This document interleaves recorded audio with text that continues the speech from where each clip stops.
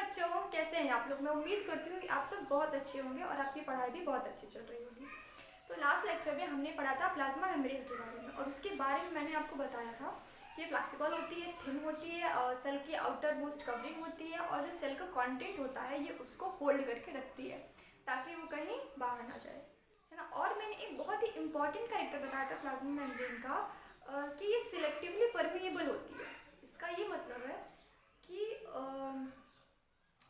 जो भी सेल का कंटेंट है ना, वही सेल का पूरा मेन पार्ट है, और उसको बाहर से कुछ चीज़ें चाहिए अपना फंक्शन करने के लिए, है ना। तो वो कहाँ से आएगी? वो ऑब्वियस सी बात है, सेल के बाहर से ही आएगी।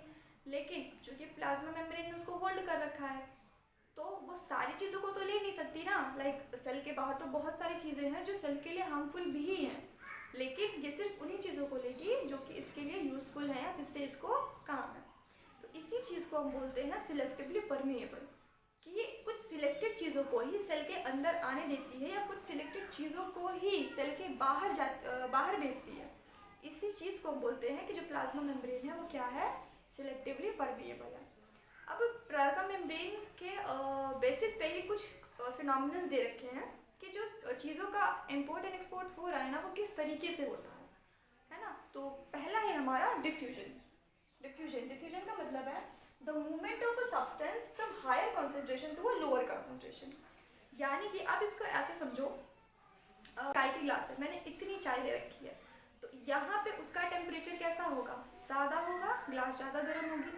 उससे थोड़ा ऊपर थोड़ी कम गर्म होगी, उससे थोड़ा ऊपर थोड़ी और कम गर्म होगी। समझ पा रहे हो आप कि क्या है कि यहाँ पे जो टेम्परेचर था इसका, अब वो धीरे धीरे धीरे धीरे धीरे धीरे कम होता चला जा रहा है। क्यों कम होता चला जा रहा है?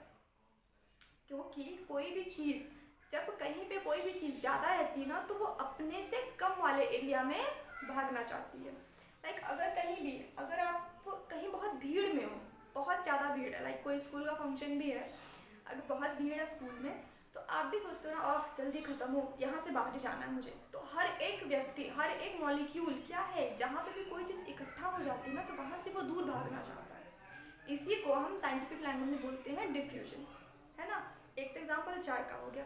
दूसरा एग्जाम्पल अगर आप देखें तो कोई परफ्यूम लगा के आए, है ना, कोई इत्र मार के आए, सेंट एंड ऑल, तो खड़ा वो एक ही जगह होता है, बट उसकी जो महक है वो पूरे पूरे पूरे रूम में, है ना, पूरे रूम में, हॉल एंड ऑल में, हर जगह वो महक जाती है। ऐसा क्यों हो रहा है? क्योंकि जिस व्यक्ति के पास, लाइक अगर मैंने लगा रखा है परफ्यूम, तो मेरे पास उसकी स्मेल ज़्यादा आएगी, लेकिन जो मुझसे थोड़ा लाइक 1 मीटर की दूरी पे खड़ा होगा उसको थोड़ी कम आएगी, जो उससे भी दूर होगा उसको थोड़ी कम आएगी।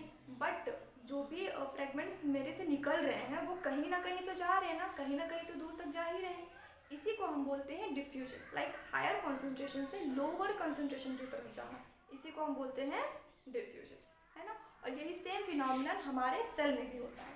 तो अब हम फिर से पढ़ते हैं, the movement of a substance, यानी कि जो भी हमने परफ्यूम लगा रखा है, फ्रॉम हायर कॉन्सेंट्रेशन, लाइक अगर मैंने लगा रखा है तो मेरे पास वो ज़्यादा है, टू लोअर कॉन्सेंट्रेशन, और जो व्यक्ति 1 से 2 मीटर की दूरी पे खड़ा है, महक तो उसको भी रहा है, लेकिन उसने लगा नहीं रखा है, बट फिर भी मैंने लगाया है तो मेरे फ्रेगमेंट्स वहाँ तक जा रहे हैं।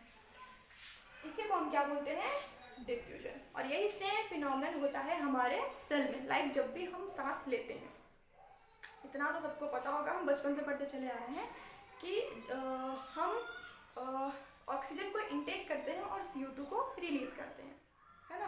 तो जो हमारी सेल्स हैं, ठीक है, जो हमारी सेल्स हैं, हमारी सेल्स रेस्पिरेशन करती हैं, सेल विंग जाता है, आफ्टर ऑल सारी चीज़ें सेल में जाती हैं। तो जब CO2 हम ले रहे हैं तो वो क्या, सॉरी ऑक्सीजन हम ले रहे हैं जब, तो ऑक्सीजन की मात्रा बाहर कहाँ है, ज़्यादा है, सेल के बाहर ज़्यादा है, और सेल के अंदर क्या है, CO2 की मात्रा ज़्यादा है।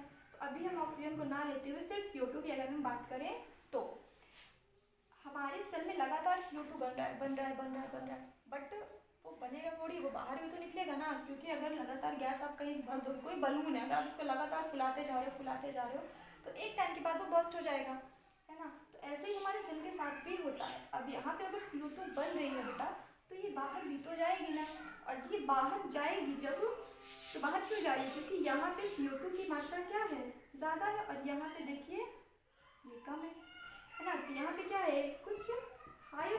कंसंट्रेशन है और यहाँ पे लोअर कंसंट्रेशन है, इसीलिए गैसियस एक्सचेंज यहाँ पे हो पा रहा है और इसी को हम बोलते हैं डिफ्यूजन। आई होप आपको समझ में आएगा। Let's move to the next topic.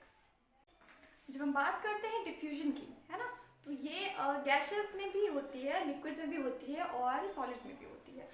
But जो इसका रेट है, यानी कि जो डिफ्यूजन की दर है, वो गैसेस में सबसे ज़्यादा होती है, क्योंकि आपको पता है कि गैसेस के जो मॉलिक्यूल्स होते हैं वो दूर दूर होते हैं, बहुत पास पास नहीं होते हैं, तो उनका जो भी आदान प्रदान होता है ना, वो बहुत तुरंत हो जाता है, मतलब बहुत ही जल्दी हो जाता है, बहुत ही फास्ट होता है। तो इसीलिए जब भी डिफ्यूजन की बात हम करते हैं ना, तो मेनली हम गैसेस के लिए करते हैं, लिक्विड्स एंड सॉलिड्स के लिए नहीं करते हैं, ठीक है। तो रेट ऑफ डिफ्यूजन क्या है, सबसे ज़्यादा गैसेस में होता है, then liquids and then solids में होता है। ये आपको याद रखना है, it will be asked in one word questions, ठीक है। सेकेंड मैंने बना रखा है स्टोमेटा।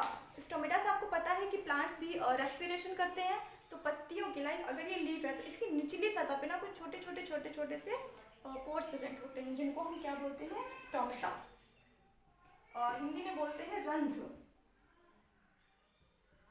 ठीक है, हिंदी में इसको बोलते हैं रंध्र। तो ये क्या करते हैं,